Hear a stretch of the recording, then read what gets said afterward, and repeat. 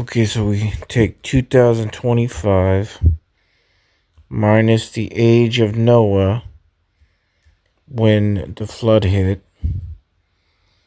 You get 1425. Add it to its reflection or mirror. 5241. You get 6666. Now watch this. Daniel chapter 12, verse 12. Blessed is he who comes to the 1335 days, right? Well, if you add 1335 to its reflection, 5331, guess what you get? 6666. And we already know that 1335 multiplied once, 1 times 3 times 3 times 5 is 45, which is the square root of 2025. And when you multiply it twice, 1 times 3 times 3 times 5 times 1 times 3 times 3 times 5, you get 2025.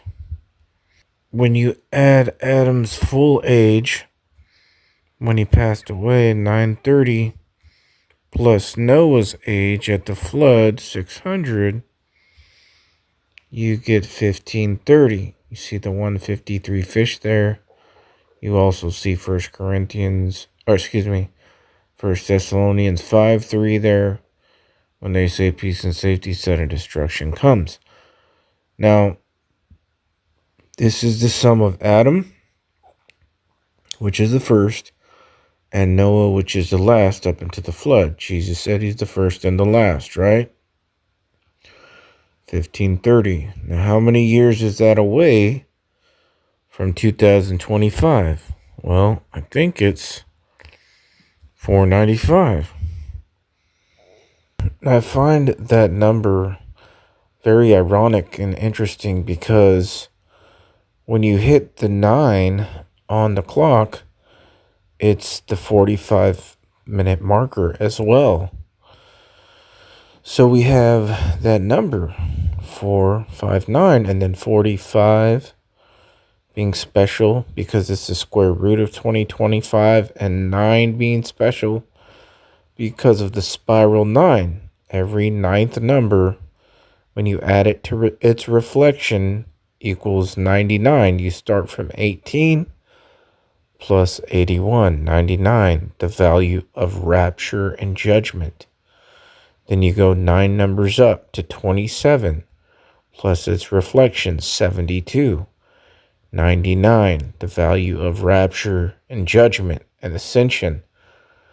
So these two numbers have a relationship on the clock, 9 and 45, because at 45 minutes, you're on the 9.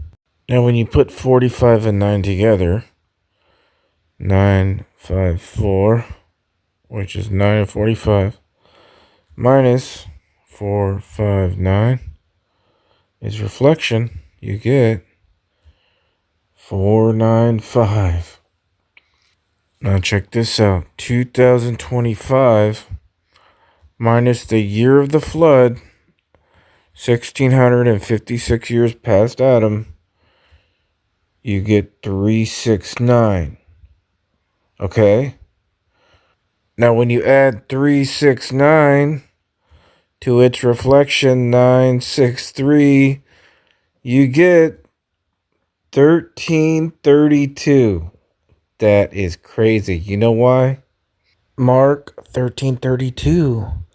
But of that day and that hour knoweth no man, no, not the angels which are in heaven, neither the Son, but the Father. All right, then you take 726, the value of harpazo in the Strong's Concordance to Rapture, and you subtract its mirror. We know this one, 627. You get 99, the value of Rapture, new moon, ascension, judgment, and Noah in the Hebrew gematria for Noah. So that's amazing in itself that these two numbers can be connected like that through this mirror reflection method, 726 and 99.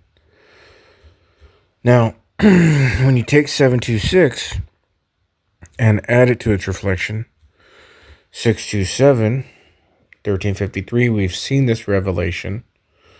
You see the 153 fish in there. 1 Thessalonians 5:3, sudden destruction. But, and also 2025, because you multiply it 1 times 3 times 5 times 3 once, you get the square root, 2025, 45. Then you multiply it twice, 1 times 3 times 5 times 3 times 1 times 3 times 5 times 3. You get 2025. So the odds of the number 726 and 2025 having anything in common are 1 in a million. But not only do they have something in common, you can actually get to 2025 from 726 harpazo, the Rapture. Now, another thing I wanted to show you is that, again, you take 726 minus its mirror, or excuse me, plus its mirror, 627, 1353, right? But what about if you go 2025 minus 1353? You get 672. What are the odds of that? That number again showing up, 726. Just scrambled. That's 726 and 2025 are connected at the hip. 672 in the concordance is a word pronounced I can't pronounce it, but it means to depart or withdraw, to go away.